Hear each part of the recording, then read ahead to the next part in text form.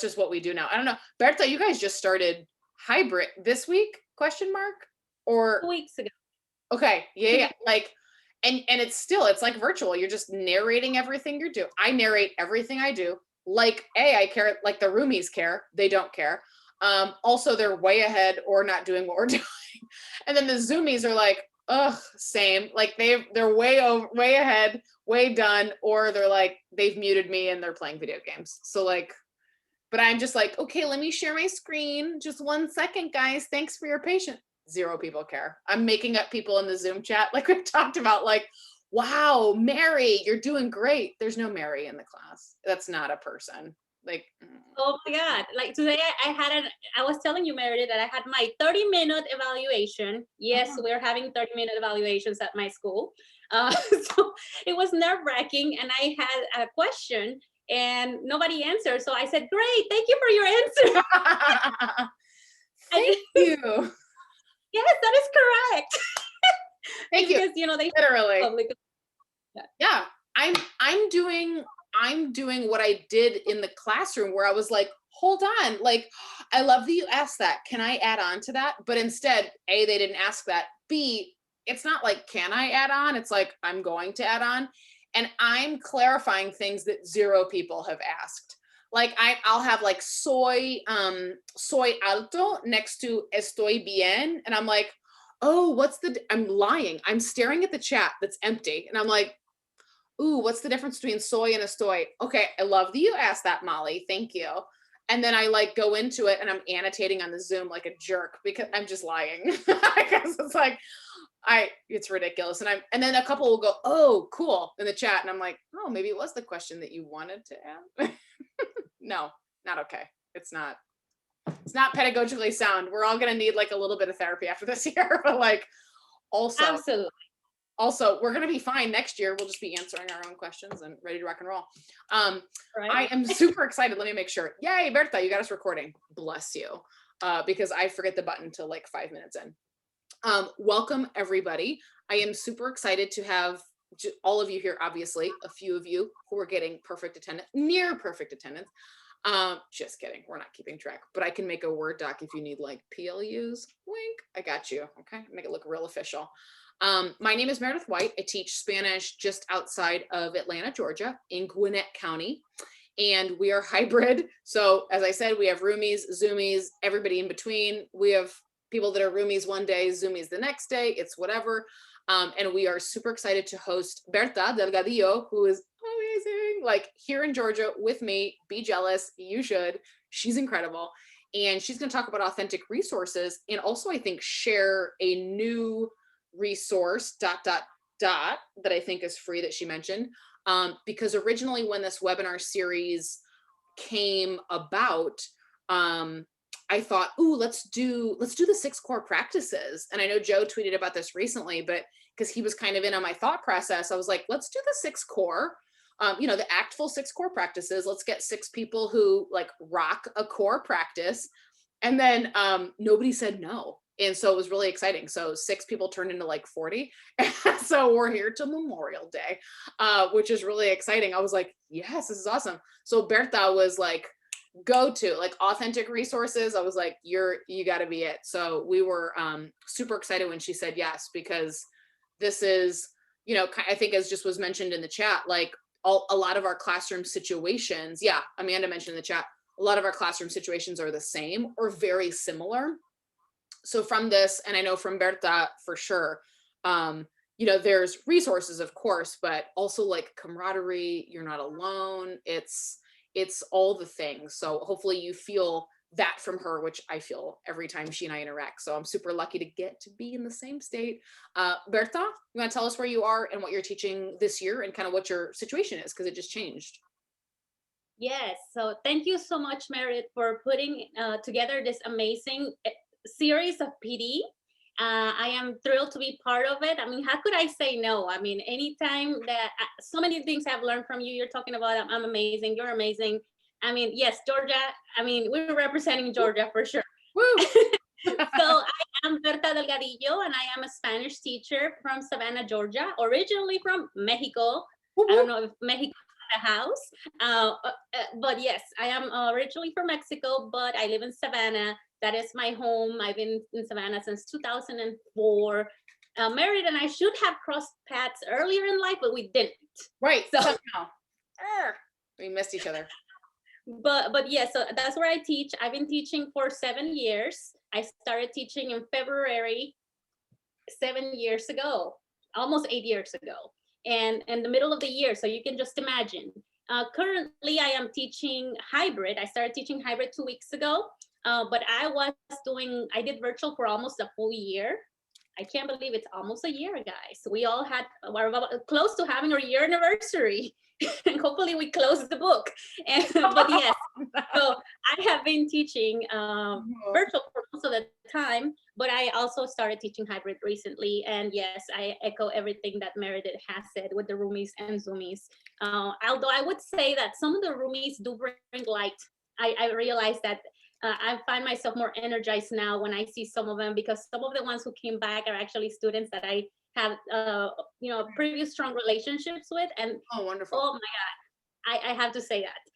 So I'm grateful and thankful for that. So tonight I'm going to be talking to you about authentic resources in the world language classroom, and I'm going to be taking it from an angle, probably how to integrate them more for the lower levels. I feel like the challenge for most is usually to integrate these and use this and the lower levels, and we should start them at the lower levels, so that way our students can confidently go on to the next level. And that way, when they come to our 3, 4 AP, they're already pretty much, I don't want to say the word trained, accustomed, used to really rocking with any authentic resource. So I'm going to be looking at it that way. I am going to be sharing from this view. I know that you have a present view, but I'm not going to use that because I'm going to actually use several tabs in here to show you different things. So I hope it's okay with everybody. Is that okay with everybody? Everybody can see the slide and the presentation. So you won't see me go on present mode. First things first, I'm going to go ahead and share with you my presentation. Okay. So I'm going to share with you, it's a PDF of the presentation. So if you could do me a favor, I don't know if people are going to come in here late or later, but if you have this link and you access it and somebody else later on says, what is the link of the presentation? If you could please share that with the people who may ask that question later, because I won't have the opportunity to go share that link. So here we have the link to the presentation. I just dropped it in the chat. And then the second thing that I'm going to invite you to join me is going to be on a Jamboard, because if you know me, if you know me previously, you know I absolutely love Jamboard. Like, that is my jam, and it is my savior. I know Meredith says Go Formative is her boyfriend. Jamboard is my boyfriend, but sometimes I tend to date Go Formative as well. So that's the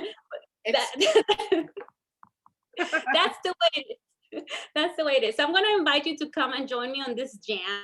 And please let me know in the chat respond with a no if you never used Jamboard before. Just respond in the chat, if you never used it. Okay, so we do have a couple people. All right, it's very simple. Ooh, fun. So you're going to create an account. So for some people, this is going to be a learning experience. And yes, so I'm going to share the link for the jam right now. So we do have some people who did not. Okay, so basically, you're going to come and join me over here through that link. All I have to do was share that link, and you can see it. We have a lot of people already in here. Again, this is not a Jamboard session, so I'm not going to go way in details about Jamboard. If you want to learn about Jamboard, you can join my Facebook community, Jamboard for World Language Teachers. And as a side note, I have like 300 people waiting to join, and I haven't allowed them in yet because I have to screen everybody. Not because I am like that, but because some people who are not world language teachers try to join those places, and then they try to post all this kind of inappropriate stuff, and I really have to screen everybody. So make sure that they're teachers. So but yes, so this is not a Jamboard session, but we are going to interact throughout the presentation through a jam. So if you could please, if you are invited to, you are not, obviously you don't have to. We have 61 participants. So I only have 5 pages like this. So find yourself a space. And right now, before I get started, I just told you the topic. It's going to be authentic resources.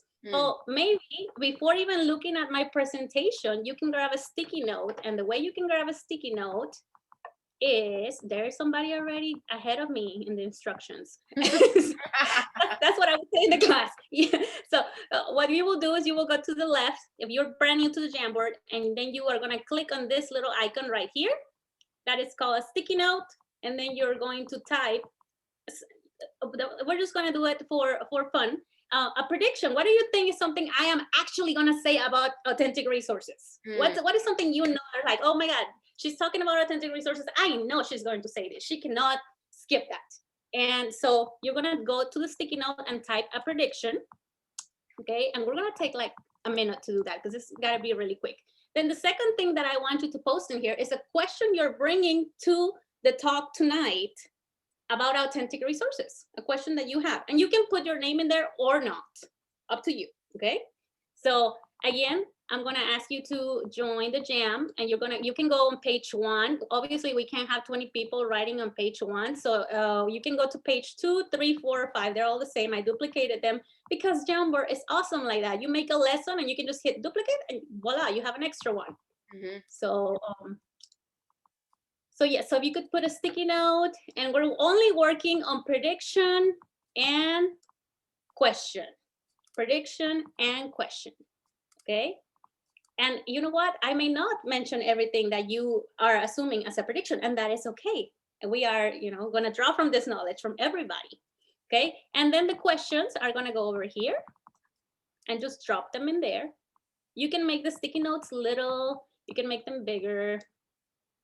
You can go to the second page if you feel the first page is too crowded. Third page, we have plenty of room and plenty of space. So while you're doing that, I'm also going to show you that if you have any question at any point during my presentation, you can go to slide 6, 7, 8, 9, or 10 and post your question there, because Meredith is going to help me monitor the questions. I got you. And I'm gonna pause in the middle of my session, and I'm gonna take the first batch of questions, and then at the end of my session, I'm gonna take the second batch of questions if there are any questions. Okay, so anytime presentation wasn't, I started going with it, or when I'm mentioning something that I do in the classroom that you can do in the classroom, you can park your questions in the parking lot. So this is a digital parking lot. Somebody already has a question. Is Jamboard free? Yes, it is. It's a Google app. Okay, and then at the end, I'm gonna invite you to do a quick reflection, but we won't talk about that one just yet. So forget about 11 onward, okay? So yeah, so the first things that we wanna do is just participate on this so that you can see Jamboard in action. This template, you can make a copy because you have access to it. All you have to do is go to make a copy and then erase all the little sticky notes, and it's yours. And you can use it with your class, okay?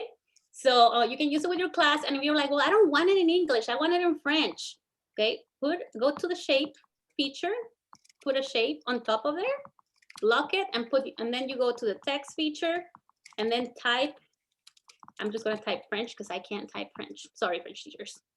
So I wanted to take French in high school, but they only had Spanish. So I am so sorry. So yes, so yeah, so you can just type in there. If you want it in your own language, you can definitely put a text boxes in there and change it. Okay, so already, and let me just look at what we got going on over here. Make it meaningful to students. Necessarily have to read any individual resource word for word. You guys don't need to be in the session, man. So, provide scaffolds for lower levels. Authentic resources are essential. It will engage students. Digital authentic resources. Start them from level 1. Yes, somebody said that. Yes, that is the key. Okay, where to find authentic resources? Yes, I have that on my presentation because I have to agree. La Reina Leslie Grant, she's got it going on. She's got it going on. Okay, then we have, how do you find level appropriate stuff? Are we talking about current events? Absolutely, yes. And then how can we choose the right authentic resource? How can I use this with my in junior high distance learning classroom? I actually find that it's a little bit easier to use them digitally, Meredith. I don't know if you would agree. Yeah. I've got, you're talking to somebody who has 2 full file cabinets of garbage that I've brought from other countries, like yogurt cups and soda cans and receipts and all this stuff. But when you can be like on a Jamboard or in a GoFormative or in Google Slides and go, oh, let me find that, click and paste it, incredible, in color, right? We'd have to like sneak color copies. Incredible. Get a class set, laminate, blah, blah, blah. Paste, done. Incredible. Yes, yes. And I know, because I used to do the same thing. Every trip I took, bringing everything, and then half the time I wouldn't use it, or no. I don't know that it's there. So are we talking about products, practices, and perspectives? That is Iram's jam. And Meredith, if I may, you need to contact Iram, because that is Iram. Like, that's her. That's like, you. She's amazing at it. I got you. So are there any authentic resources suitable for language learners and finding resources? So it seems like people want to know where to find those resources. All right, awesome. Perfect. I find a lot of time searching for the perfect resource. And then we have what olden days with technology. Let me see. How do you use authentic resources differently today? Okay, awesome. So I hope to I think I'm going to hit most of these questions. And if I don't, you can just copy your question and then post it throughout the presentation, post it again on the question bank, and we'll make sure we tackle it the best we can. Okay, so this is what I do with an authentic resource in the classroom, actually. Okay, so and I'm going to talk about it later more, but with a video, you can do this with a video that you're going to do a clip chat or movie talk, whatever you want to call it, or you're going to talk about the video, whatever it is you want to call it, and you're going to deliver input for the students. You can tell them, okay, guys, today we're going to watch this video, and the topic is, what is your prediction? Okay, write a sentence that is a prediction. And then also, guys, tell me a question that you have about this topic. Then you stop them, because I only ask you to produce prediction and question. So we're going to stop now. I'm going to go to my presentation, and then we are going to do connection and commentary. And then again, if I don't answer your question at some point, then we can put the questions back in here, and I can make sure I answer them. And if I don't get to answer them in the hour, then I can write a blog post about it, or go live on Facebook or something, create a video for YouTube and send it to everybody. So that's what we got going on today. Okay, and let me tell you, it took me 3 minutes to put this activity together, literally like 3 minutes, because I had all the little templates, and it's just very easy to put the sticky notes and the text boxes and everything. So let's look at this today. Several things that I'm going to be sharing with you. Again, I'm going to be focusing on mainly for lower levels, level 1, level 2, because I feel that most people, that's where they're normally not implementing sometimes very intentionally the authentic resources, or that's sometimes where I got stuck at the beginning of my career. So today we're going to talk about the what, always the why and the how. And usually for my presentations, the most fun I have on the how, because that's where I share, this is what I do in the classroom, this is what you can do in the classroom. And I'm just like, oh, I don't know about you, but when I go to a presentation, I'm like, just tell me more. So absolutely. And so we're going to talk about the what. And I want to say that with authentic resources, my journey, and I know that Meredith has said this before, and that's why I just connected with her. So like before I met her, I just connected with her because she keeps it so real. And I also want to ask my old students for forgiveness. My first 3 years of teaching, I want to get them all in one place and say, I am so sorry, guys. I did not know, had no idea what I was doing. And I apologize. I'm doing better each year as much as I can. And yes, so because I was clueless. So when I first started teaching almost 8 years ago, I had a closet full of textbooks. The name of the textbook was En Español. Anybody familiar with En Español? Yes. Does it ring a bell? Señor Parodi Brown says, sí. Okay, so yes, in Espanol. And I remember that I opened it and they were talking about John Secada. And I'm like, John Secada, okay, this is 8 years ago. Even 8 years ago, John Secada was not relevant to the student population, okay? You may love John Secada, and if you do, that's cool. I'm not saying anything about it because, you know, I know Meredith loves, you know, like you love 80s music, right, Meredith? Yeah, don't you mess with that first Mana album. It is off the chain, okay? Like, So, but yes, so absolutely no offense at all. But John Secada was not going to be relevant to my students, and I remember it was not even relevant to me. And that was the culture, and those were the authentic resources. That's just an example of how not relevant it was for students, and that's what I was using, and I had no filter, and I did not feel, oh, this is not relevant. No wonder the kids are falling asleep in your class, right? Because you're talking about John Secada, no context whatsoever. So I had no idea what I was doing my first couple of years. I was the way I had an amazing student teacher supervisor who taught me better, but at a college level, I honestly don't feel like I had I had gained everything I needed during my college years to actually teach effectively. And I'm so glad that that's no longer the case for many, many teachers. So that's why we need to make sure we understand the importance of authentic resources so that we can connect with our students, because we can't be talking about John Secada in the classroom, not to our students today, unless there's something as specific as why we're going to be making reference to him. And then, so yes, we're gonna go ahead and talk about the what. And of course, I was gonna have Leslie Grant in here. You know it, because she is the queen for authentic resources. So what are authentic resources? I think we all in here know this. We know that they are actually resources that were prepared by people from the target language for people of the target language to inform or to entertain. And they're not made for our students, but that doesn't mean we should not use them. We actually should be very intentional using them every day in the classroom if possible. Okay, whether it's at a small level or you know, you want to go all in with an authentic resource. Now, you don't have to have a full-blown lesson based on authentic resources every day. It doesn't have to be that way, but you can sneak them in so easily in so many ways, and I'm going to show you some of those ways tonight. So and so I have in here a beautiful, beautiful graphic by Leslie Grant, and I actually quoted her over here for one of her definitions. And then also we can read more at ACTFL about that.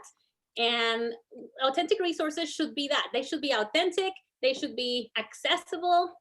And what it means by accessible, they need to be relevant to the student's age. John Secada, I'm sorry, John Secada was not it, okay? but Sor Juana Inés de la Cruz, what is that, 1600s? She can be it. She can be it if we make it, because there's relevance there, feminism at its best, and just, you know, it's going to open a plethora of ideas and discussion in the classroom, lower level all the way to the upper level. Okay, yes, hombres necios. I actually wrote about Sor Juana in my national board essay, so I was thrilled by that. So appealing, they need to be appealing. John Secada was not appealing to my students, and I'm sorry, I keep going back to John Secada. Poor John Secada, please don't tweet me and tweet him in there. And another thing, at John Secada, she said, let me get that tweet right now. Needs to be appealing, and sometimes the authentic resources that we bring to the classroom are not initially appealing, but at least they should have that door, you know, that door that we are going to unveil for our students so that it can be appealing. Because I mean, I'm going to say this, I will be the first one to tell you, we need to bring topics that are relevant to our students, yes, but there are some important topics that need to be discussed in the classroom that sometimes the students don't really care for. So we need to be that bridge. We need to make those connections. And that's what it means by appealing. So some of the authentic resources are not going to be appealing off the bat, but we are going to make them appealing. And that is a very, very intriguing job to me. It's a challenge. How can I make this appealing for my students? Or like Meredith would say, how can we sexy this up, right, Meredith? Sexy it up, make it a little sexier. Absolutely. Yes. I watched mine today while we were looking at a thing, and I was like, y esta vloguera, vlogger in English, YouTuber, influenciadora, and I saw some like look up at the projector for the first time the day, and I was like, you just had to hear influencer, vlogger? But they watched the whole video because they were like, oh, you're saying words that translate to me. Also, I was talking about Martha Stewart, so I don't think I think she's like an early influencer. I don't know. I was just using that word in ways I didn't know.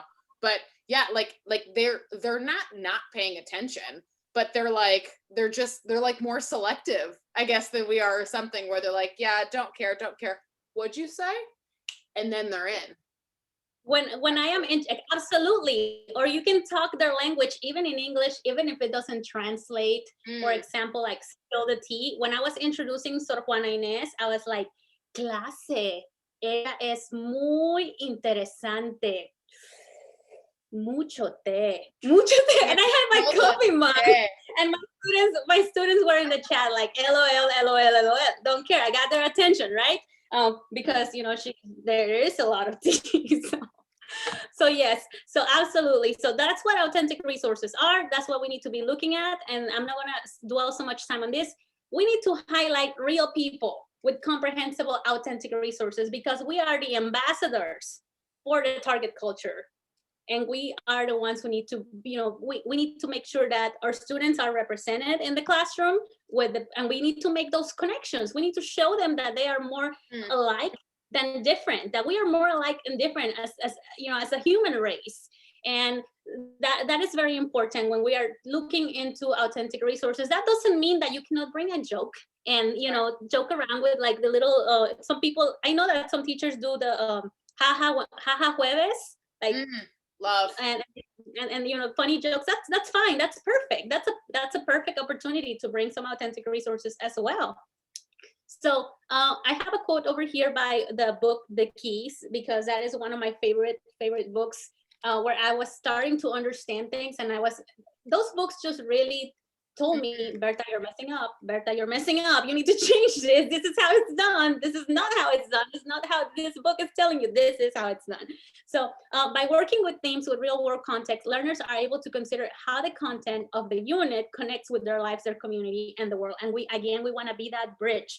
And authentic resources provide us with that opportunity to cross over and connect with the people, and connect with the sites and the places and everything else that is all about our the target cultures.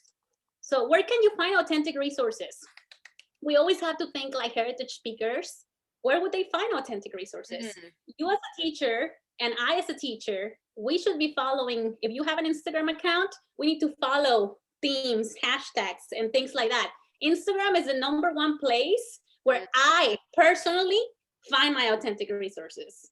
I know for some people it's Pinterest, and yes, do follow Leslie Grant, Meredith White, and Laura Sexton from PBL and the TL, because I know these ladies are always selecting authentic resources and they're saving it on their pin boards if you have a Pinterest account. So you have some amazing places to begin with for free resources. But honestly, posts on social media, whether it's Twitter, a tweet is an authentic resource. An Instagram post can be a super rich authentic resource. I mean, you have people creating carousels. Carousels, when you go to Instagram, are like, in case you don't know, because not everybody knows what a carousel is. When you go to Instagram and you have the series of pictures and they're informative, you have many of those in the target language.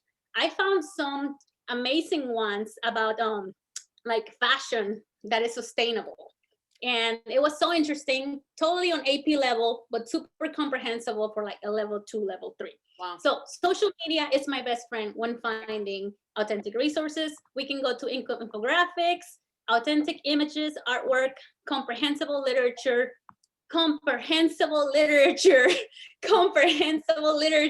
We do not want to bring literature that's way above the level of our students in the classroom, because otherwise we're going to lose them. Songs and music videos. I know the teachers are the best at bringing music to the classroom. Music is the language of our students. Social media is the language of our current learners. So we need to be speaking their language. Yes, we're teaching them about other language, but we need to be speaking on their language. And we know that, Generation Z, that a lot of people are like Heidi Truth or like my friend Nikki Hernandez. I know they're very passionate about Generation Z, and they really have dedicated their time to become experts on Generation Z. And if you don't follow them, follow them for sure, because it makes sense when you are teaching the students, and you can be intentional because the students are expecting. Obviously, we're not going to generalize, but we can do a couple little things, then and little tweaks. It all makes sense. So our students from Generation Z, they want things that are relevant to them. They want things that they know are going to help them get better today. When we used to tell our students, well, you need to learn Spanish or French because it's going to give you a higher salary. Well, that's not necessarily true. I'm a school teacher and I get paid as much as, social studies teacher. So, but what I mean by this is, we need to tell them why is it important right now? How cool is it that they get to acquire a second language or perhaps third language right now? So the right now factor, it's so them. And we can use some of these authentic resources can be actually integrated in the class so that the students can connect with things they need right now. For example, for Valentine's Day, I created a unit about self-love for my level 2s and level 3s.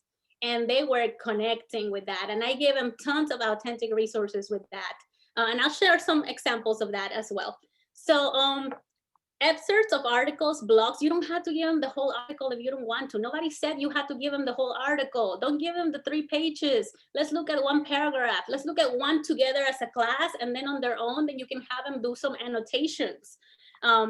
Just any comprehensible, authentic resource, anything that was made by a Spanish or French speaker for a Spanish or French speaker or German speaker, you get the idea, okay? So why should we strive to embed authentic resources in every lesson? Because we want our students to go to the next level and the next level and the next level. And when we are bringing authentic resources to our students, we are actually helping the performance to proficiency continuum. We are helping with that because I don't know about you, but my first years of teaching, I would see my students in the hallway, and if I open my mouth to say Spanish to them, they would freeze. And I was not a scary person. I always have been blessed to have good relationships with my students. That's always been a blessing for me. But when I saw them in the hallway and I started speaking Spanish to them, hola, ¿cómo estás? Or, and then I would be like, wow, what did I do? Well, the thing is that they were not used to me talking in a target language as much of the time. Number one, my first 3 years of teaching, I was not conscious about that. And then the second thing is that we were not using authentic resources in the classroom. We want to use them in the classroom so that when they go outside, and now more than ever, and they're at the, I don't even want to make this example, but let me not say Mexican restaurant. Let me say they are at a Hispanic store, or they are somewhere, they are at Target and they find a t-shirt that says something really cute in Spanish. Like, they know what that says. They can connect it to they can let their family member know. When they go to Target and they see Frida Kahlo on a mug, it's not, oh, there's that lady again. No, I actually know who she is and what she did and why she's such a big deal. And I can tell my friend who's with me and educate him on it. Or actually, one of my students was at a restaurant and she said, oh, I was singing to Celia Cruz the other day. And my mom was like, what do you know about that? And I said, well, actually, and then she told her all of Celia Cruz's life story that we had talked about in class in Spanish. And she said that she actually sang because she knew Ria y Llora. We did that song in the class. So she actually, that's how she was singing. And I was like, wow. And she shared that with me. And that is why we want to share authentic resources with our students, because we never know how they are going to manifest in their lives, if that's the word I want to use, manifest in their lives later on. We want to make those strong connections to the language. I think for many years, personally, I made very superficial connections to the language. And we want to make sure that we go deep with these authentic resources. So how do we even start doing that? And I'm sorry, I'm having a hard time keeping up with the chat. But I am certain that we have baile en la punta del pie, the Kevin. It has been said many times, learning the language is thinking about their people and culture. Cultural competency is stronger connections. Absolutely, absolutely. And that is exactly it. You know, that interculturality. Sorry, I had to like. So we want to prepare, when we bring authentic resources to our students, we want to prepare the soil. Now, some people are going to disagree with me on this, and you can. You are absolutely entitled to disagree with me, because what I'm about to say is not necessary for acquisition, but for what I have seen from my experience in the classroom, it's necessary to make it stick for my students. Remember how I was talking about Generation Z, and they need to know in the moment, why is this important for me? Other than just, oh, I want to get an A in this class, or because later on down the road, they don't care about later on down the road. So how do we prepare the soil? Before we even throw any authentic resources to our students, how do we prepare the soil? For me personally, I teach level 2, 3, and AP. And I haven't taught level 1 in 4 or 5 years. I miss level 1, I really do. But yeah, so I teach 2, 3, and AP. And then for my level 2s, when I get them, many of them had never been exposed to an authentic resource. And I don't know if that's the case for your students, but that is the reality for my students. Out of all of them, a few, not, I don't want to say half of them, less than half of them, but that's still a good bunch of students who did not see an authentic resource in a level 1 class. Wow. And I don't ask them, have you ever seen an authentic resource? I never asked them that, but I said, did you ever work with this in your class? So to make it more like, okay, you're going to understand. Because if I say, have you ever seen an authentic resource? That's not a good question for a student. So, so I realized that they haven't seen authentic resources. So because of that, I have to prepare my soil. And even if they did see authentic resources with their previous teachers for my higher levels, I want to make sure that we are all on the same page. Because when you throw at a student a big page, a blog post, and even a social media post, and it's not comprehensible, because we know another one of ACFL's core practices is to make sure that we are keeping the language comprehensible for our students. So when we throw an authentic resource at our students and it's not comprehensible, I mean, put yourself in their shoes. When I went to China in 2019, actually, summer, I got in before COVID. So when I went to China that year, yes, I saw all of the authentic, well, all of their signs, right? And I saw all of them, and they were, sometimes I was just like, oh my God, frustrated. Even though I had my phone and I had an app that read everything to me, I was deeply frustrated. And this is what our students experience when they are in the class and we just throw a resource at them. So we want to prepare the soil. How do we prepare the soil? The first thing that I do is I go to I click on this link, and I actually do take about 15 minutes of class to, if I'm going to show them an authentic resource that is going to require them to listen, I click right here. If I show them an authentic resource that is going to require them to read, I click right here. And then we actually, if I know my class has students who are mainly novice high and novice mid, we will read about this, and I will make it and obviously I'll have them read out loud. I'll have one student read out loud, and then I'll break it down for them. What does that mean? And then I also will do that for novice mid. So if I will no more than 3 paragraphs, because I'm not gonna read all of these, but this is what I point out to them, because the reason why I do this, obviously, this is not conducive to acquisition, but for me, it's a good practice for me. And if you want to just, okay, I'll try this with my students, because what's gonna happen is when you have this conversation with your students, they're gonna be like, you mean to tell me I don't have to understand everything? Oh, that's okay. That's okay. Yeah, I'm not supposed to understand everything. I'm only supposed to understand this, this, and this. And now they don't feel like a failure when I throw the authentic resource at them. Okay, it's a mindset thing. Yeah. So again, this is not like, oh, it's research says that if you do this, none of that. This is just, let's prepare the soil. It's a mindset. I'm okay. Now she showed me, my teacher showed me the authentic resource. I don't understand, but like 30% of it, I'm not supposed to. We're only focusing on this task.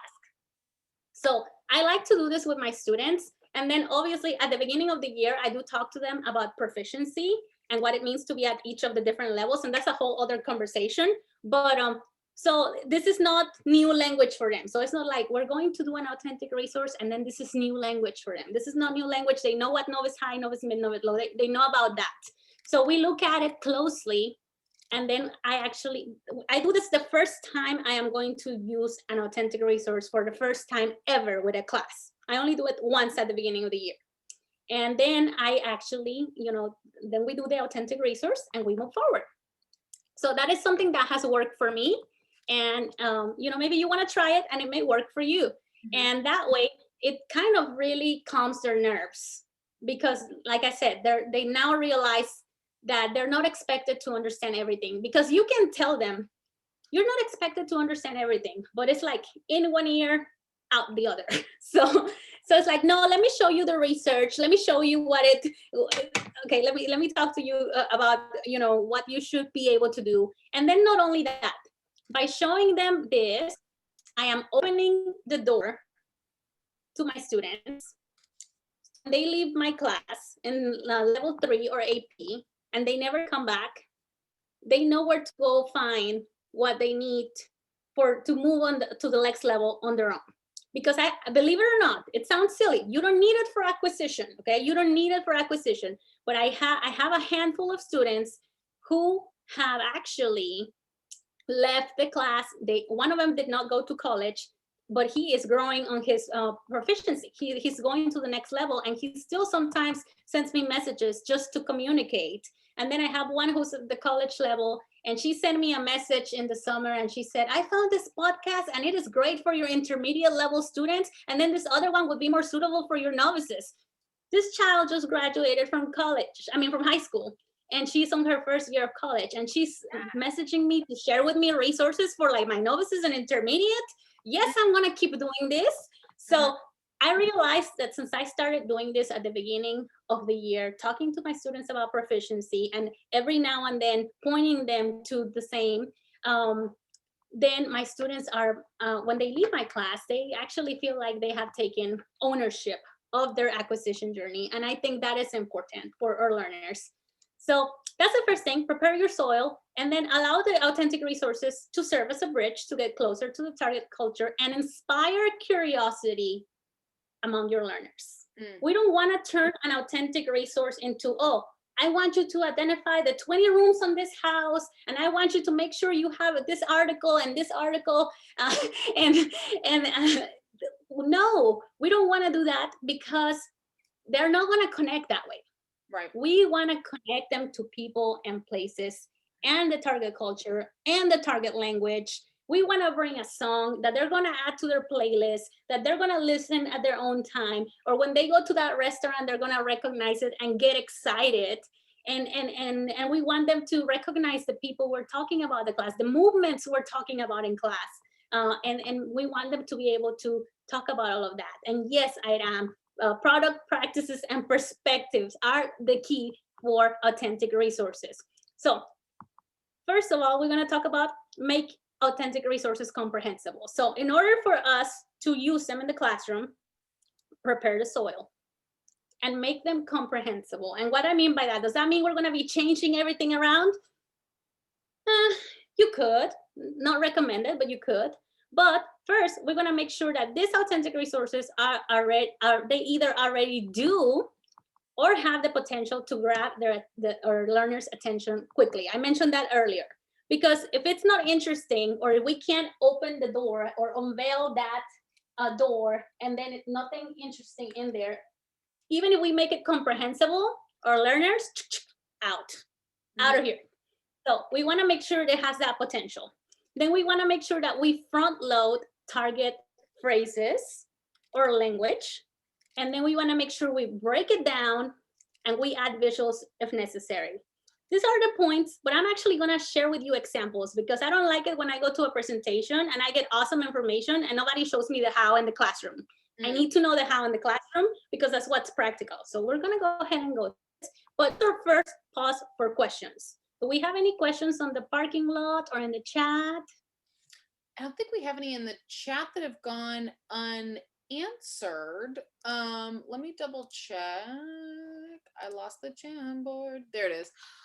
Questions in the Jamboard you've already kind of answered, like, well, kind of. Some people have said like where to find them. So I've linked like a couple of specific Pinterest pages. So I will relink them. But if you've wondered like who Leslie Grant is and why we've both mentioned her like 14,000 times, I will link her in the Pinterest, or excuse me, I will link her Pinterest in the chat. She's got non-level specific resources for like all languages, which is really incredible. So if you're looking for infographics, commercials, like whatever the thing is, she's got tons of them for like all languages, and they're not like by level because, you know, the levels vary.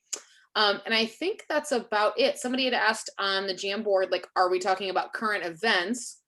Could be. So maybe categorizing like authentic resources. To me, it's like you said, content, like could be fashion, food, advertisements, you know, current event, like news, all those kind of things, all different categories. I don't know that they're specific, Bertha, because I don't specify where they fit in. I just use stuff. No, we have a lot of freedom as teachers, or at least I hope that you guys have a lot of freedom as teachers as to what you bring into your curriculum. I know that, like Meredith said, I would categorize as well. But for me, I like to talk about what's happening, and I like to talk about what in the calendar. Okay, and I love my friend Claudia Elliott because she does an excellent job curating things from the calendar. So, for example, we know that this month is Women's History Month. Make it all about women. Make it all about all types of women. Make it all about, you know, you wanna talk about, you know, Sor Juana Inés. You wanna talk about Catherine Ibargüen. You wanna talk about whoever you wanna talk about and highlight. You can do a week for each biography, and your language functions can be descriptive, comparison, and contrasting. I mean, you really just can go with what's happening, what's in the calendar every year, and then that way you're never bored as a teacher, because how boring is to teach the same year for 25 years, 30 years. I like to teach, you know, different students, different topics each year. And you know, some people don't like that, and that's okay, but you can build your units based on that, and then you have them for next year, and next year you just tweak. So most definitely think about that. We had Valentine's Day last month, so I focused on self-love and self-care, social emotional learning. And that was my focus for that entire month, different aspects of it. And that's what we were doing in the classroom. The beginning of the year was more about like goal settings. And I like to teach my students skills that they need now in the target language. So that's kind of how I focus mine. And that's why I am able to integrate a lot of authentic resources. And Amanda says, that's why I spend so much time making things. I try to do things connected to the calendar. Yes, Amanda. And I know that is not ideal for the teacher that likes to be prepared for like months ahead. That's not me. I wish it were, but no, I'm a week by week person, if I can be honest. Like, I mean, I could pull from last year. I could pull from last year, totally. But I get bored very easily. So if I'm bored and I'm not enjoying my lessons, are my students. So that's why I just, you know, try to make sure I bring whatever I want to talk about, because when you love talking about something, that's going to show up in your classroom, even virtually. Absolutely. So here are the examples. Here's the how, because I just kind of told you. Now let's look at the how. So here's an example of one of my activities for Valentine's Day for self-love, self-care. And you can see over here, I just screenshotted Instagram. I follow this lady. She's a psychologist, not psychologist. Yeah, she's a psychologist. And she posts a lot of stuff that is really relevant for me personally. So I was like, whoa, okay, this is great. And then she wrote a whole paragraph about it for her followers. This is an authentic resource. And very simply, this was for my level 3. Very simply, can you say Instagram? What do you understand about it? Okay, so then they had to write it over here. And you can put this slide on a Google slide. You can put it on Go Formative. I actually did this in Go Formative a la Meredith White, you know, like just watching on one screen how they were responding. And but you can put it on Jamboard, Go Formative, whatever works for you. So, ¿qué dice Instagram? And then the students write in here. And then, ¿estás de acuerdo? Sí o no, o por qué? That's it. Then we have a discussion. Make it interpersonal. And if they're invested, there goes 20, 30 minutes of class in the language. And if they're not invested, then we reflect and we're like, why are they not invested? It's not the topic. Because for me, the topic was like, well, it's just like Valentine's Day. It's only special if you have someone. And then we had that discussion and then we had to break that. No, it's not. No, it's not. You know, anyway, lots of really interesting information. And so the students will write in here, yes or no. Very simple. This is a very simple way to integrate quotes from Instagram or any other quote for that matter. So last semester, we were working on Frida Kahlo, and we did frases célebres. Now, this was with level 2, but you can do the same activity with a level 3, okay? And this is a very simple activity. So you had to, I have this template for Jamboard because I use it every day. That's like what I use every day for teaching. And basically I have numbers 1 through 15, and then you can see that Jaden and Kayla were absent and they never made up their work. So that's why their names are there. They were absent, they never made it up. But I had them, we had done the novel Frida Kahlo by, I think it was by Christy Placido from Fluency Matters. Mm-hmm. And I love that novel. And so I had them go search because we had finished reading and, you know, listening to all the tea from Frida Kahlo, right? Mm-hmm. And then I said, okay, I want them to make a deeper connection with this woman beyond what this text they had already made a connection. They were already sold on Frida. And so I had them go search for quotes from Frida. And I said, go search for her quotes. For a level 3, you can have them go search for her quotes in Spanish. For a level 2 also, but they're going to have to find the quotes in English too. So they had to find it for level 2, they're going to have to find the English equivalent, and that's okay. We just want them to make a connection with this person so that when they go to Target, remember, and they see her in a mug or they see her in someone's shirt, it's not, oh, there's that Mexican lady with a unibrow. Mm-mm. She's more than that. She's become more than that, and that's thanks to you. Mm-hmm. So most definitely, this is something I really like to do. Very simple that you can do is just invite them. Anybody you're studying, anybody you are actually highlighting in your class for a week, invite them to explore what they say, because through what they say, you can show them this person's made this impact. Mm. One of my students said today about Sor Juana, she was way ahead of her time, Ms. Delgadillo. Like, we need her right now. That's what she said. And I was just like, yes, I've done my job here. So absolutely. So this is an amazing activity, very simple, but I like it. And then for your higher levels, this activity is level 2, level 1 even. If level 1, go have them find the quotes in English. That's okay. We just want to make a connection. Okay. So you can have them pair the English and the Spanish quote, you know, or maybe you can give them a quote actually, and then have them highlight what the words that they actually know, or if they can get the message or guess the message. But for a level 3 and a level 4, you can have them write paragraphs about what that quote means. See how we turned an authentic resource, just a quote, into something bigger, and we could spend a whole day on it. We can talk about it. We can write our paragraphs, do a time write on a little paragraph. We can share out. Then you can collect those paragraphs and create a whole document with the whole class. And then you can do questions based on those paragraphs, or you can have your students from their paragraph, you can say, okay, now I want you to create 3 questions, 1 true or false, 1 open-ended, 1 fill in the blank from your paragraph. Your kids did the work for you. You have a quiz on Friday with that, and then you give them access to all of that writing, which is right on their level. So definitely authentic resources are amazing, and let's keep them comprehensible. And by comprehensible, that's when I read Leslie Grant's accessible, I think that she also means comprehensible as well in there. That is implied in there. Okay, so idioms. This is an idea from my friend Claudia Elliott. When we were back in the classroom, well, before I talk about Claudia, when we were back in the classroom, I learned about passwords from Bryce Hedstrom and at IFLT 2018. So I learned about passwords from him, and I used to do passwords in the regular classroom before COVID time, and I used to do idioms. That's all I did, idioms. With every week we had 1 idiom, and I will explain it on Friday, and then the kids would tell me on Monday, Tuesday, Wednesday what the idiom was to get into my class. And some people don't like passwords. I like them because it just unified us as a group more. It was like our secret thing. And then they started throwing them at me during every day. They just pop out, when you least expect them. Because that's what happens with acquisition. When you least expect it, pops up. Okay, so with idioms now, this is an idea that I was like, Claudia, you are a genius, man, which she is, by the way. She's like amazing.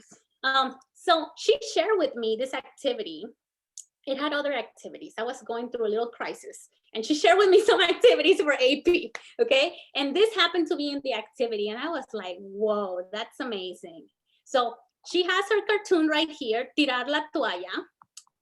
And then for her social emotional learning check-in, which I already did social emotional learning check-ins, but I never thought about actually finding phrases and then integrating them in my social emotional learning check-in, which in AP, students have to be pretty good at throwing idioms in their speech and in their written output. So you have, ¿cómo te sientes hoy? Me siento como que voy a tirar la toalla, like I'm gonna throw the towel, o como un campeón. And then, you have that conversation with your students. With the social emotional learning check-ins, you want to make sure that you don't, well, with anything in the classroom, you want to make sure you don't give students the single slightest opportunity to opt out of your work. You want to give them everything necessary to stay with you.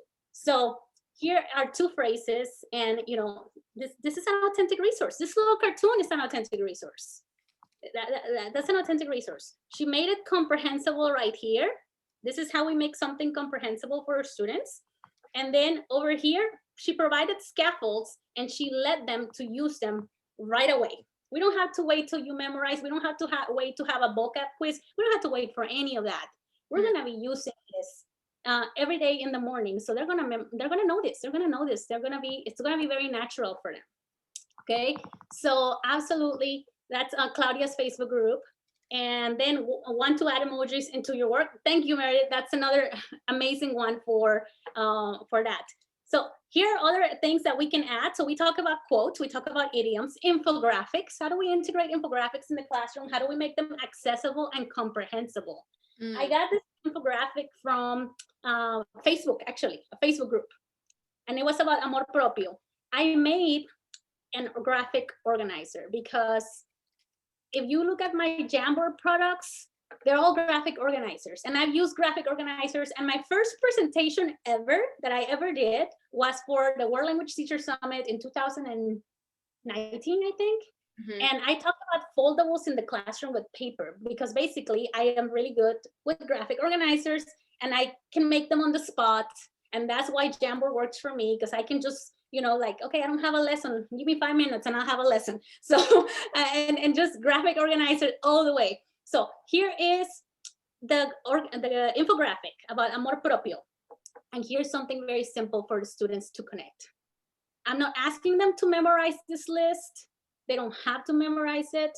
We're going to talk about what we know. We are going to highlight some new vocab that we're going to discover because we connect with it. The students are discovering new vocab because it's connecting with them. Because before I'm teaching them a language, I'm creating a connection. And when we create a connection, when you create a connection with your students, before actually throwing the language at them, it sticks. It's that sticky, okay? So things that I practice, things that I don't practice. So they have to select things they practice, things they don't practice, things they would love to practice more, and then new vocabulary for me. And then we pause and we talk about it. That's it. That's it for this graphic organizer. Okay, I can model some writing, and then I can have them do writing, and there's my lesson. So yeah. And then later on we can revisit again with questions and things of that nature. If I had each student write about you know, what they practice and what they don't practice, or I could even create a survey based on their answers, and then we could actually do a Google survey based on these answers, and then we can extend it even further. I mean, there's so much we can do with it. Here are some examples. I did this unit, this lessons with Go Formative. I think Meredith can see that I was dating her boyfriend that week. Sorry. Unbelievable. That's it. I'm leaving. Yeah, I had to take a break from Jamboard, so I was like, Go Formative, you got me on this? Oh, yeah. I thought he was absent. All right, so here's a quick tip. I don't know if they have them in other languages. I know they have them in English and Spanish. If you don't know about Estatista, that is where I get a lot of this really nice graphics. And you can go to Estatista and you can go, and they're free, okay? You can go find any topic, go search any topic you want right now. And then it will pop up with whatever they have on that topic. So it's not for Spanish teacher, it's for like business people, but they are Creative Commons, so you can use them all the time, any way you want. And look at how beautiful they are. And look at all, you can take this picture, and if we had more time, and this was actually a workshop, I will put you in breakout groups, and then we'll come up with your own ideas of how you would teach with this in the classroom. But we don't have time to do that. But yes, Estatista is a wonderful place for you to go search for amazing authentic resources, and they have all topics, and I love it. So here's how I use it in a lesson in the classroom. Here's the way, simple way. Yes, it's in German too. Thank you, Van. Okay, awesome. Maybe it's in French also. I would love. Yeah, it's got Spanish, French, and German. Yes. Okay, awesome. Because that is one thing that I'm not so great at. When I go present, I'm usually like, I don't mean to only talk to Spanish teacher, but those are all the examples I have. And yes, so I'm glad that we have other languages. So infographics to support learners in comparing and contrasting, that would lead to presentational task. Okay, that is the gradual release model right there. Okay, like input, I provide the input, then maybe I write something, then maybe they write something with someone, and then they write something on their own. And it can all start with an authentic resource every day if you wanted to. So here's an example. This one right here came from Estatista. This one right here actually came from this web page, but I translated it into Spanish. And that's why it's different, because this one I actually made myself, but I translated one into Spanish so that my students could work with it. So in here we were having a conversation. This was level 2. About digital access in Latin America versus digital access in the US. So I delivered the input. I talked about this in comprehensible language. And thanks to these beautiful visuals, we are able to make it really comprehensible. And then I asked questions. I did questions to the students. Hey, you know, like who has the most access to the computers? Who has the least access to the computers? And then we talk about the same topic a little bit differently in the US. Who has the least access? Why do you think that is? Then we can go into those deeper conversations. That's where the door opens for those deeper conversations. And then you can have them do something like this. We all have used Venn diagrams, and I do this one in Jamboard. You can do them on Google Slides. You don't have to use Jamboard. I'm not here to, you know, talk about Jamboard, but it's only evident because that's all I use. Really? So yeah. So this is after I talk to them. This is where my level 2 students are processing and writing. Okay. So and no, it's not that I did a wonderful job. I gave them everything they needed. So they had the tiene menos acceso que, más que. So we were targeting those structures. No grammar instruction whatsoever. no grammar instruction. Oh, I did make little pop-up grammar points where I explain, okay, this is what we use here and there. Okay, and I'm not dissing on grammar at all, but like I just wanted to let you know that this is what they came up with, and they were able to do it after, you know, I talk about this one and then I talk about this one, and the ones who were my lowest performers, I did not tell them to. They still turn it in. They turn it in English and some of them in Spanglish. Like some parts were in English, some of them were in Spanish. And I was like, well, at least they're showing me they understood. They are understanding the message. And you know, it's pretty evident with the visuals, but still, I'd rather get some things, even though that was not the point, to get them in English. Yep. I still want to know that they tried to do something at least. I didn't get something blank. Okay. So here's another example for images. You can use images. They are also authentic resources. This is a graffiti unit I co-created with my friend Claudia Elliott. Just pasted the image right there. What do you see? What do you think? And then make it comprehensible. And this is the language I want you to use. This is the language I want you to use. Okay? Because if I don't give them that language, I'm going to get, oh, es una mujer con morado. O es una mujer con guitarra. That's it. No, I don't want that. I want something bigger. You're level 3. You need to produce more. So I got to give them the scaffold, the support to produce more. Here we have, this is from a unit from Carrie Totes, which she has Huellas curriculum, which I totally recommend as well. If you need more support with your units, if you're like, okay, I'm not there yet where I just want to, you know, like go with the flow of the month. This is a great curriculum that can guide you with that. So with Huellas, this is one pictures, and they had to compare and contrast, and then they had to write paragraphs based on that. So what I said earlier, use infographics and the images and the authentic resource to support the learners, and that will lead to presentational task. Making it comprehensible, how I said earlier, this is from that same graffiti unit. Before we show the video to our students, we have our target or phrases that we know our students are not going to understand because we haven't, you know, targeted them enough in class. So before I show them the video, I'm going to show them this picture, and I'm going to kind of movie talk or picture talk or talk a little bit about the picture in a comprehensible way. And then we're going to read about this before they even watch the video, because the video goes 1,000 miles per hour in Spanish from Colombia. So we want to make sure that when we throw it at them, they feel more confident, at least the first time. And then they're going to hear it again. And then with time, they're going to get better at just listening to this. And here's the activity I mentioned earlier, the one that we did at the beginning, where I asked them to do a prediction. And then the question, that's what I asked you guys to do. I stopped right there. I did the clip chat about the authentic resource, this video right here. And then I had them write a connection and a commentary after I did the clip chat. And then they had to write a connection and commentary. And let me tell you, that day I was teaching, I felt the class was dry. I felt the class wasn't paying attention to me. They were not being rude and disrespectful. This was virtually. But you know, when you're teaching and it's kind of like, anybody there?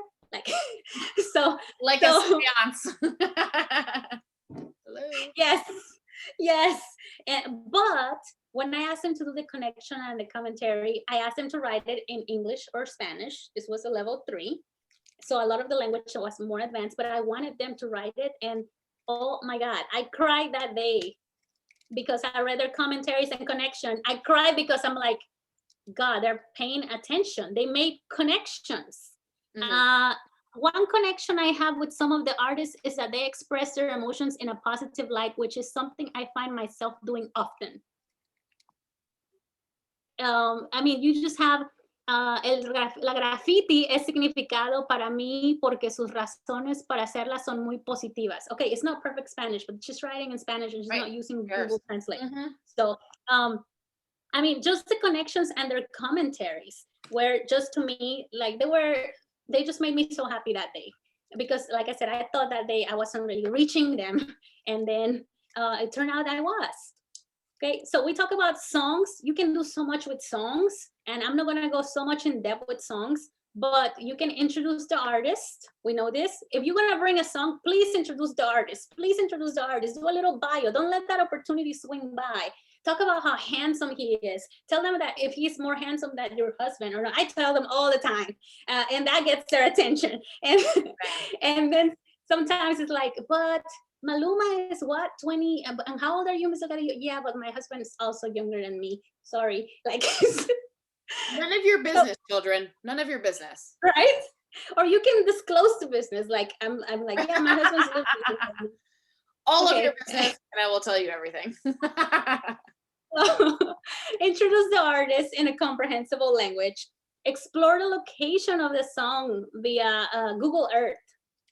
Take them on a traveling trip. It takes 3 minutes. Okay. Find interesting tweets or Instagram posts from the artist or about the song. That's something else that you can go. Every time I bring an artist, I go see. Let me see if they have any good tea on social media, or let me see if they have any good post or anything like that. Visit the artist on Instagram and create social media messages in the target language as a class. If the artist is pretty out there as a class, guys, let's go message Alvaro Soler right now. What do we want to tell him? As a class, collectively write a tweet to Alvaro Soler. And you know what? You never know. He may respond. I would just say, Nicky Jam, no responde. Entonces. I know. Well, you can make a story about that. And isn't it for you? That is your side joke with your students all the time, right, Meredith? Like Nicky Jam, everything about Nicky Jam. Is it a joke? I don't know. I felt like it was serious, and then I feel like he hasn't responded ever. So yeah, no. Thank you, sis. Like Kevin, it's Nicky Jam's loss. I agree. Yeah, no, absolutely. Like, Senora, he's getting divorced again. I'm like, I know.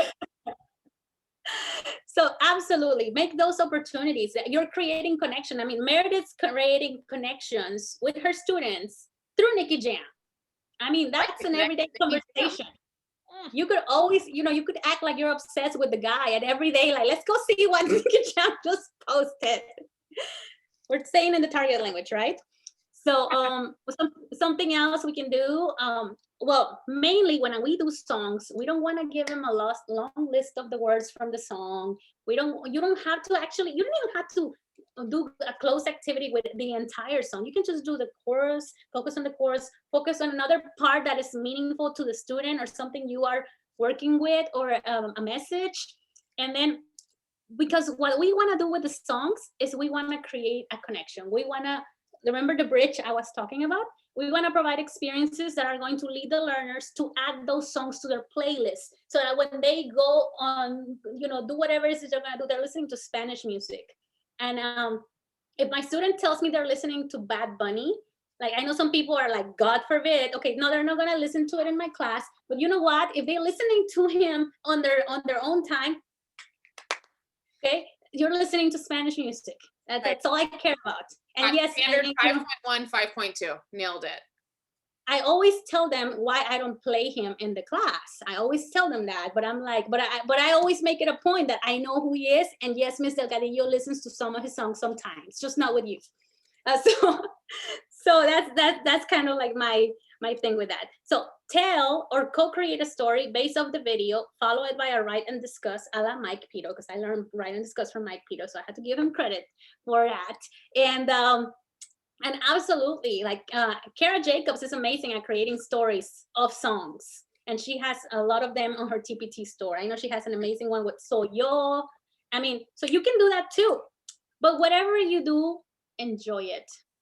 Okay, what I used to do, I used to kill the songs for my students. Oh my God. Okay, first 3 years. Oh, here's the whole unit with a song. Here's the vocabulary, and here's a close activity. And nothing against close activities, but like, if you're gonna do close activity, use lyrics training or something that's more hands-on. Even lyrics training was a thing before COVID too, and now you can use it integrated even better with the songs. Enjoy it, sing, dance. It's kind of, well, singing is kind of challenging right now, but most definitely enjoy it with your students. Have them create little TikTok or reel videos of their favorite part of the song. Have them create little videos lip syncing the song. You can have a lip sync battle with the videos, and they can vote for that. I mean, whatever gets them listening to the song and falling in love with the song, that does the job. And I want to give a shout out to Senor Ashby because he has Locura de Marzo. And I know also Spanish Plants does Locura de Marzo also for songs. It's like two separate ones. I use Senor Ashby's, although also Spanish Plants has really amazing ones. But right now, like you can go to the free materials. You can click right there if you're not doing that. And basically what that is, and why I like Senor Ashby's a lot, his is on a website and a lot of teachers have already collaborated. There's a whole Facebook group for it. There's a playlist for it. You can print the bracket. Then there's a shared Google Drive. And they have all the bios for all of the artists already. And people have already collaborated for this. And you can have the students, general resources. For example, when you finish the song, you can have the students, they can make sentences about their opinions of the song. They can react to them like this. I mean, there's just so much in there. You don't have to use all of it, but it's there already made. And there's resources for each one of the songs. And I like that because, you know, it saves me time and it's engaging. And then you just go in here and then you show the students the song. And you don't have to talk about the song. If you don't want to, if all you want to do is show the song, that is okay. That can be your brain break of the day. We're enjoying Spanish music and we're voting. So you can go in there and you can go vote. And we can talk about how, you know, the song is better than this one and X, Y, and Z. So if you're not doing Locura de Marzo, I love the fact that it's on March because March is usually the time where it's like, yeah. So, all right. So I have two more things and then we'll be done. And I know, what time is it? Yeah, it's late already. So sorry, Meredith, like it's just. Literally okay. as if I wouldn't sit here for 12 hours with you, like, yes, indeed. Like, I'm not, please, there's a recording. If anybody needs to leave early, we're going an after party, girl, please. I would never cut you off, ever. Thank you.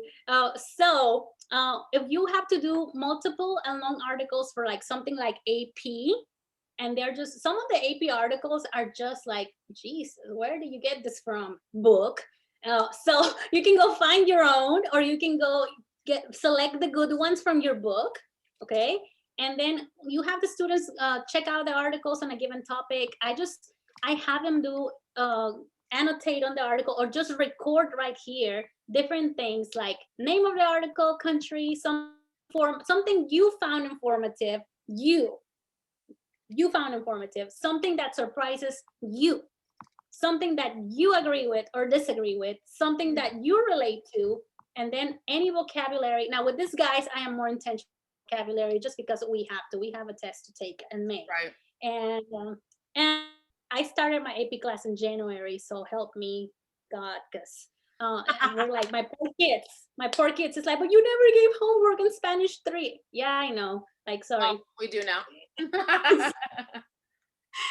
But yes, so I give them 3 articles and then they can fill this out and we can rotate, we can break it down, and the students are making connections. So it's all about the connection. We are the bridge, or we are creating the bridge so that they can make a connection, because when they make the connection, they're more bound to acquire the language or some target phrases from the language.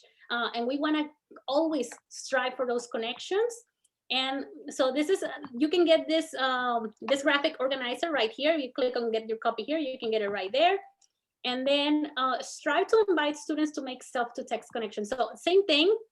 I did this on Jamboard, and basically I just grabbed this blog. It's a blog from someone in Mexico. I don't even know who. I should give him credit, but it's a blog post that I found about reading in times of COVID.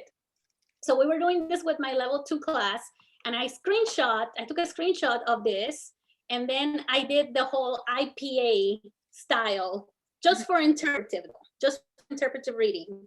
And then I had the students do keyword recognition and annotate on Jamboard. And then I had them tell me what it was about, the main idea in English. And then supporting details, I had them go ahead and highlight some circle some supporting details. And then in class the previous day, I made a survey that reflected some of these questions. So the class, we had already done a survey the previous day before I even showed them this. And then I did a paragraph, a write and discuss about our results as the survey. So the next day I gave them this, and then in here, that's why you see compare the attitudes of the Americans towards reading during the times of COVID, the Americans being you guys in the classroom who took the survey, and then compare it to those of the Mexican citizens as presented in the infographic. So that was very easy, very, very easy. So absolutely, it's an activity that you can do on that's why I love Jamboard, because or like I said, give me 3 or 5 minutes and I'll have something for my students. So not that every day, okay? So, or sometimes, but it is what it is, okay? So I did say I was gonna have a freebie, guys, okay? So I'm gonna give you one freebie, but not the freebie that I promised, okay?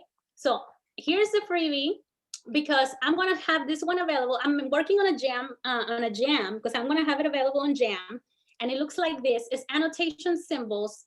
I did some annotations last year before COVID and the year before. I learned this from the amazing people at Savannah-Chatham County, which is the county where I work.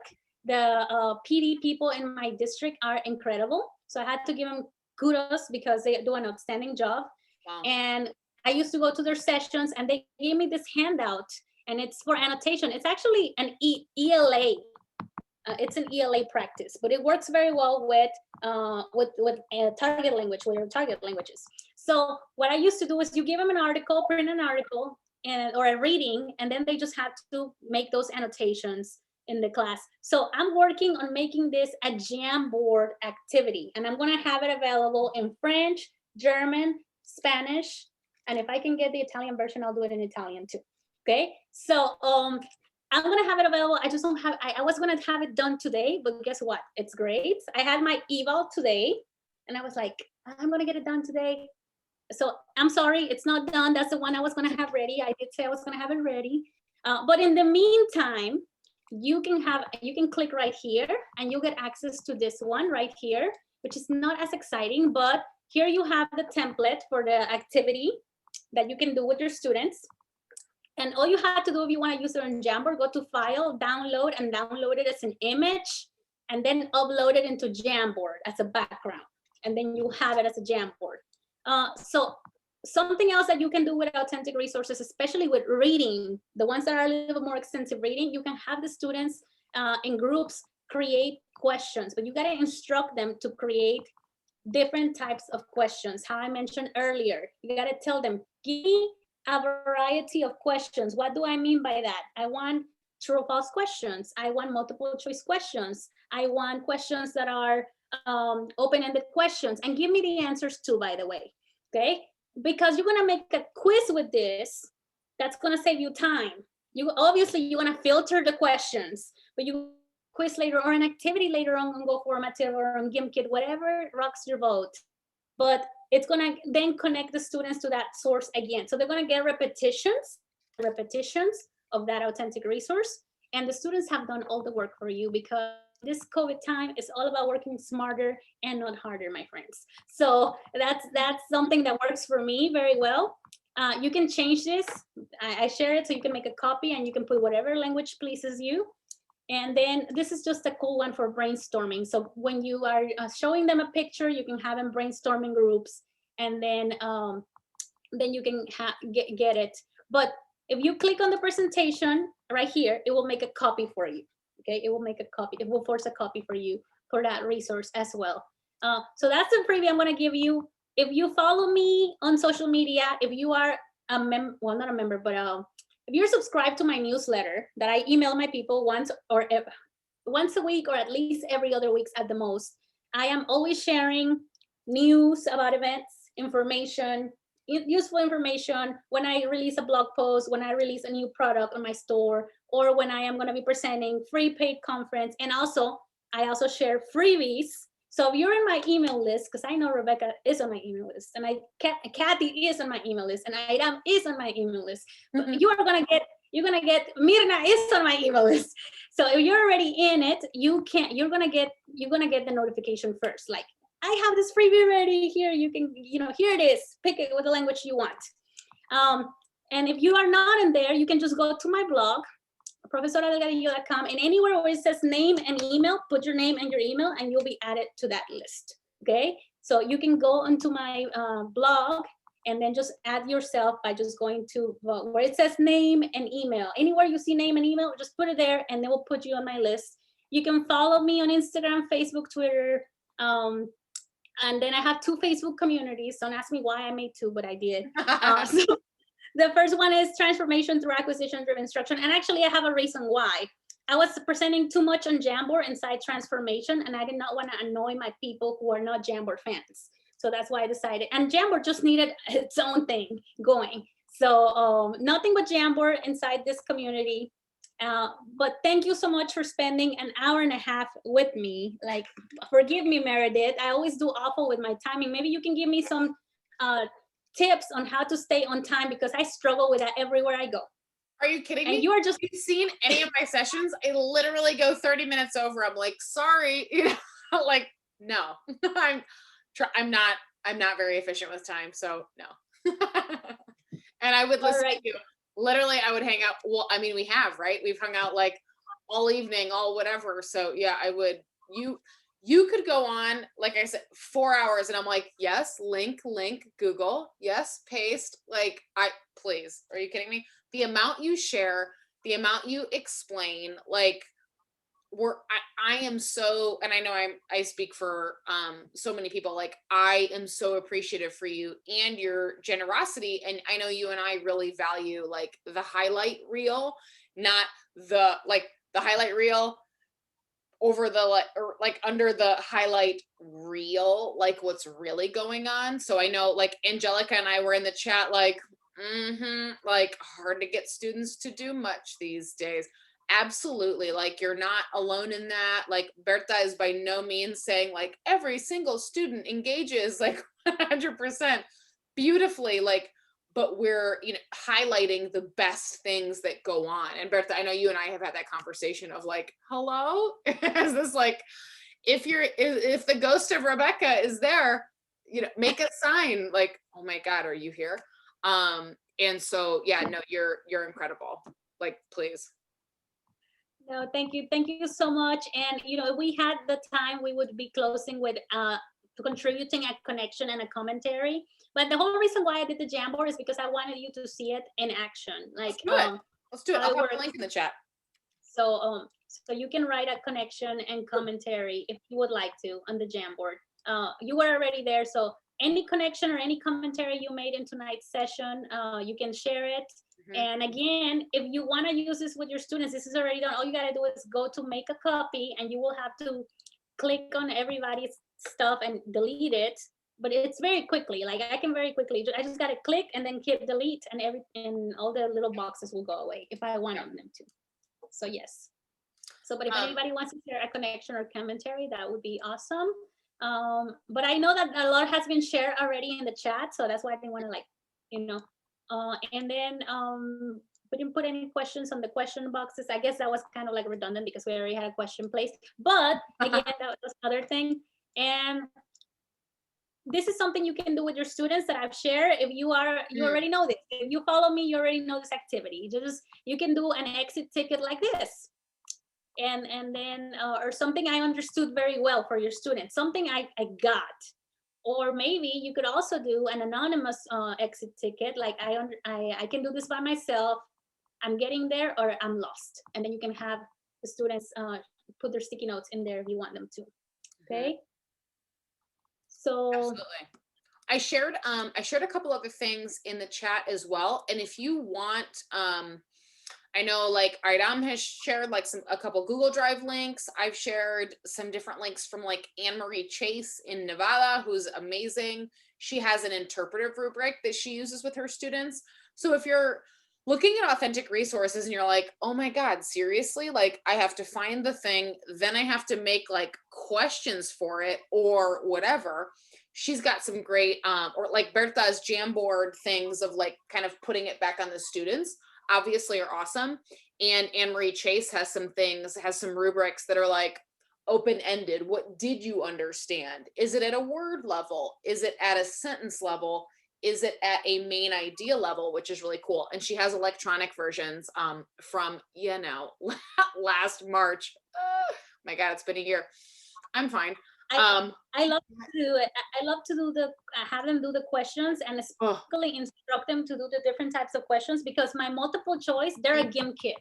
Right. Open end, they are questions for them at the end. And then my like my fill in the blank are a GIMP kit. True or false are a GIMP kit. So like they are building my material, and it's like we can do this stuff on our own, but it's so much cognitive energy that's why we come home completely depleted.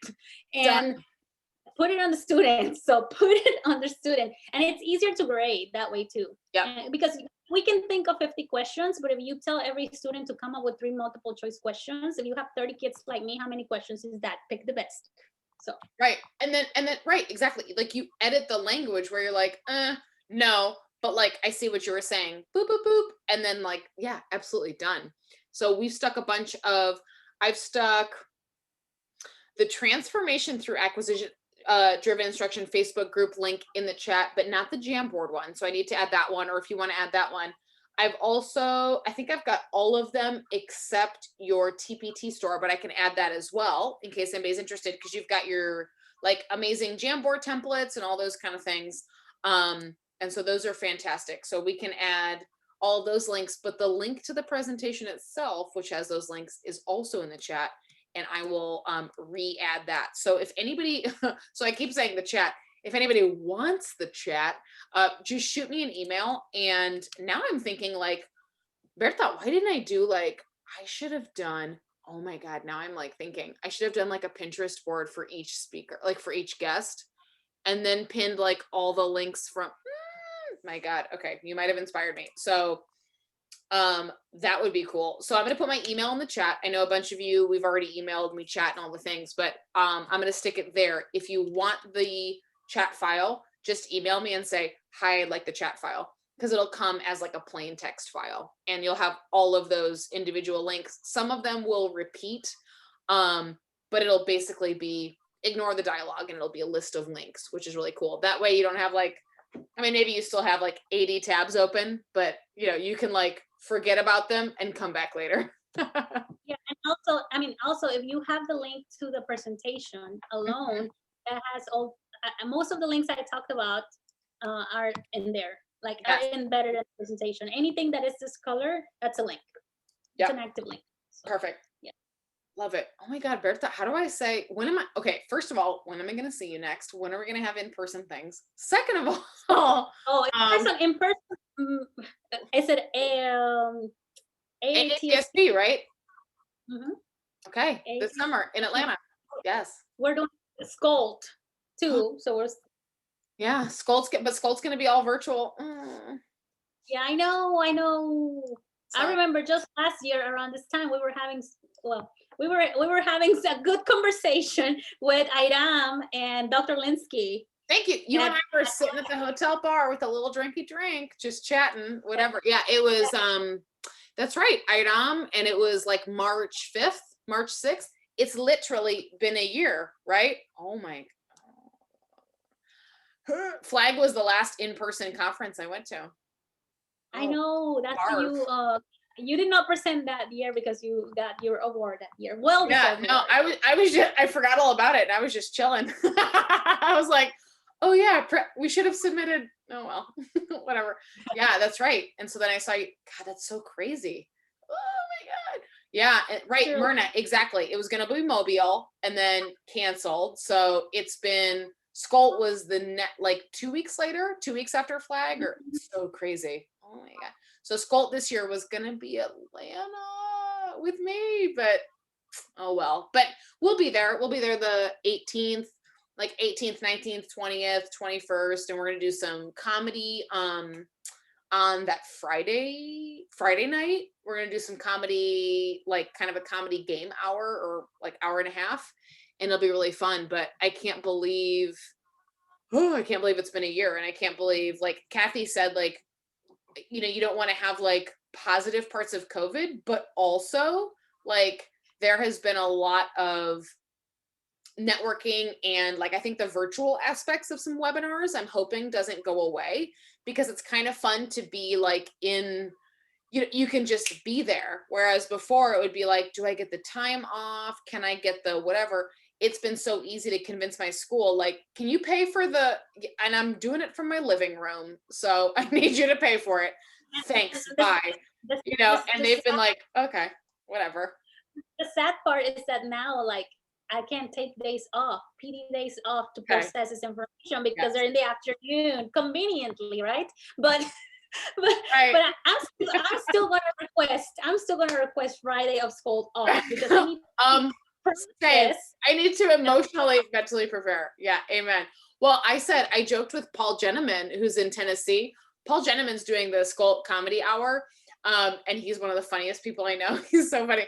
And I was like, what are we supposed to do? Like, normally you'd get to a conference, quick, put your presentation like together the night before in the hotel because you were by yourself. It was like, I need to put the final touches. And now we just have to log in and be ready. Oh, how dare they? Okay. And also, I just found out that I actually like to do virtual presentations live better than do them recorded, because recorded puts too much pressure on me. When I do it live, it'll be the day off in the morning, but it'll get done. Same. Give me a due date. I'm like, what's 5 minutes before? Okay, no problem. Like Rebecca said it was due. Okay, thank you. I click send. Like, whatever. Yeah, no, absolutely. 100%. Or I treat the recorded as if it's live, and then I'm just talking to myself like a crazy person. And I'm also okay with that, I think. So I don't know what this experience has said. I don't know what it's taught us about ourselves, but yeah, I can't believe it's been like literally a year since we've hung out, because that was a year ago. Oh, I hate that. So we need AATSP in Atlanta. It's gonna be good. Like you said, I mean, I love the fact some conferences are now more affordable than ever, and I can go connect and present in other states very easily. I would not have been able to do that had I had to like pay for everything.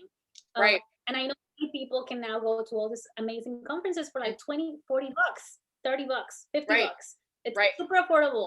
And you don't have to leave your kids with anybody. I mean, it's amazing. But at the same time, I do miss that person to person. Oh my God. Same.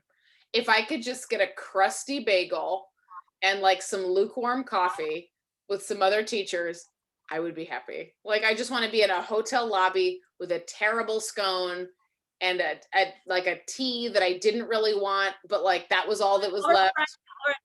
Overpriced drink. Right. I just want a $7 latte and a terrible pastry. And I want to feel like I'm at a conference, like, and I'm crying, but I'm happy. That's what that looks like for me. I know. And then you're like showing up. I have my little bag of dongles. What have my dongles been doing for a year? Nothing, because I've been in my own house. So upsetting. But no, Bertha, thank you so much. Like, super appreciate you. You're the best. And until I see you again, which hopefully is soon, text me. Thank you everybody. Thank you for connecting with me tonight. It's been an honor. And yes, thank you for all the people who are connected with me on social media, most especially you. And you're here because you want to continue to learn from what I have to share. I know that I share a lot of this in my social media already, but I just appreciate you so much. It just it gives me, like, I don't know, I don't want to cry. I'm just so grateful for you.